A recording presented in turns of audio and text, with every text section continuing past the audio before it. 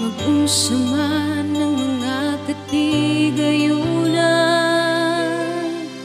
kung mawala ka sa akong kiliran. Mag-unsa man ang kaanyag ning kalibutan, kung ikaw, O Diyos, di ko makauban.